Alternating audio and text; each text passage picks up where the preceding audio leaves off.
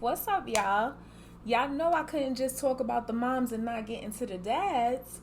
Boomer fathers, the men who were providers but not parents, the ones who brought home the check but never brought home love, the ones who watched the dysfunction happen and said nothing. They sat back while boomer mothers tore down their daughters, never stepping in, never protecting, just letting it happen. They neglected their sons, either ignoring them completely or beating them down into submission. See, they thought keeping the lights on was the same as raising a child.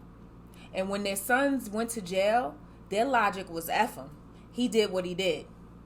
How did we get here?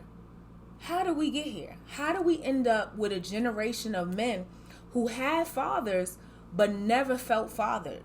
A generation of women who never knew what it felt like to be protected by their dads. Today we're talking about it.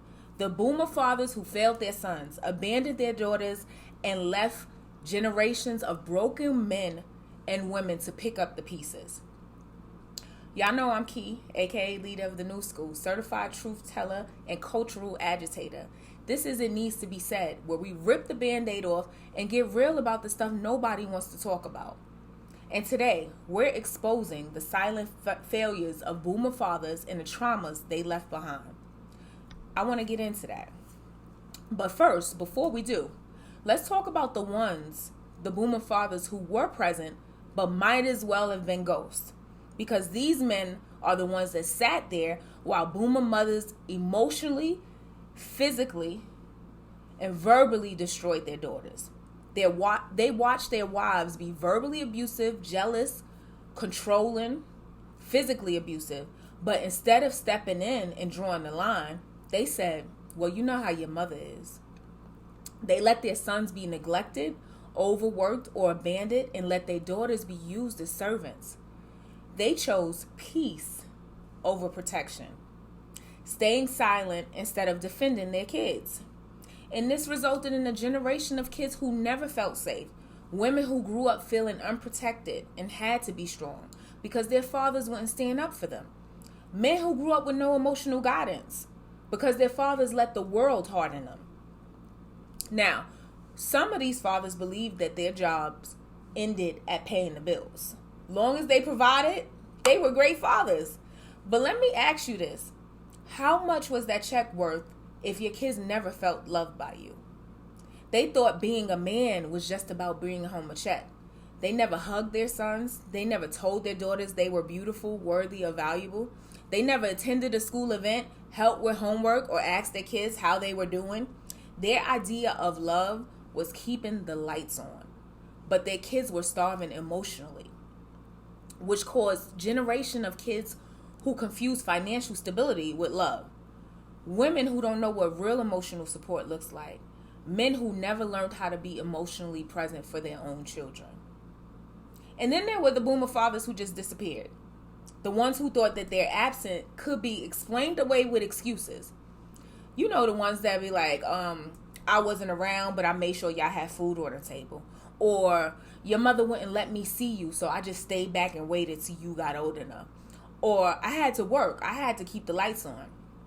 These guys, they left their kids emotionally or physically abandoned and expected respect and gratitude just because they existed. Many of them had second families and prioritized other women's kids over their own. This resulted in a generation of kids who felt unworthy of love. Women who struggle with daddy issues and trust. Men who have no blueprint for fatherhood because their own fathers never showed up. Now, let's talk about the fathers who went to prison, okay? The ones who went to prison, the ones who battled addiction, and then came home expecting to be honored like a king. Because some boomer fathers were addicted to alcohol, drugs, or gambling, making them unstable and unreliable. Many of them spent years in prison and returned with an entitlement to their children's love despite having been absent.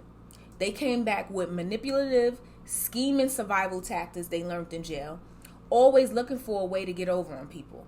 And worst of all, they had the audacity to bring the narcissistic gaslighting back with them as well, on top of all of that, acting like their absence was everyone else's fault but their own.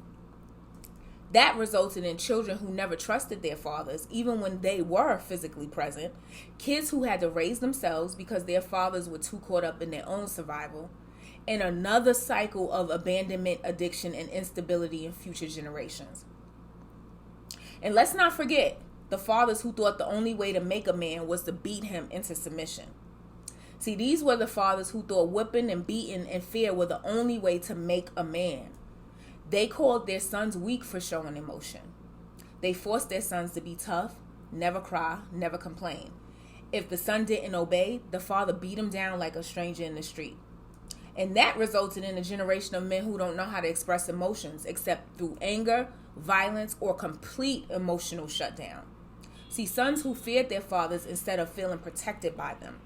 Men who repeated the cycle with their own sons.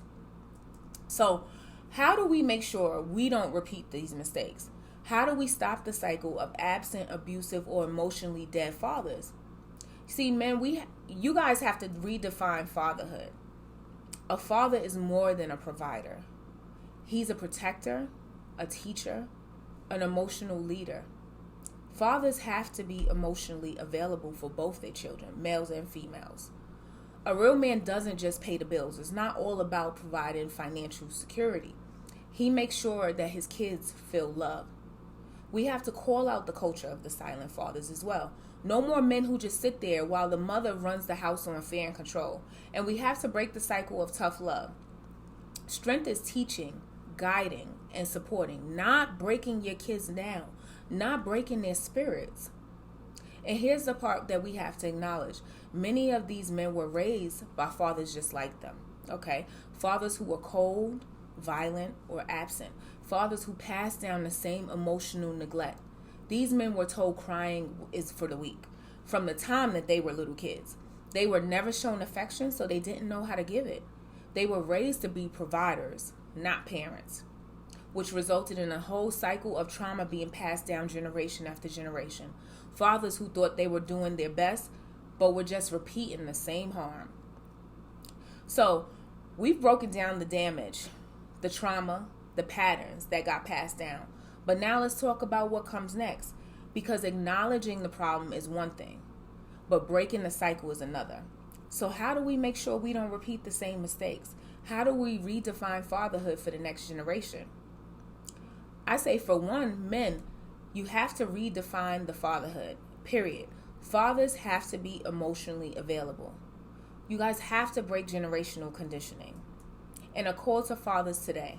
If you're a father now, how are you showing up differently? Are you showing up differently? Or are you just following what you were taught and what you experienced? Are you doing the work to be the father that you never had? At the end of the day, we can sit here and call out the failures of boomers, fathers all day. But the real question is, what are we doing now? The cycle doesn't end just because we recognize it. It ends because we choose to be better people. We choose to be better parents.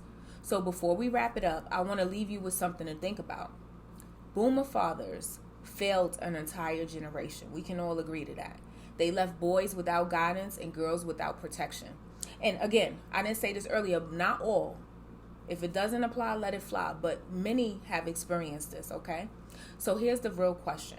If you grew up without a father, how did that shape you?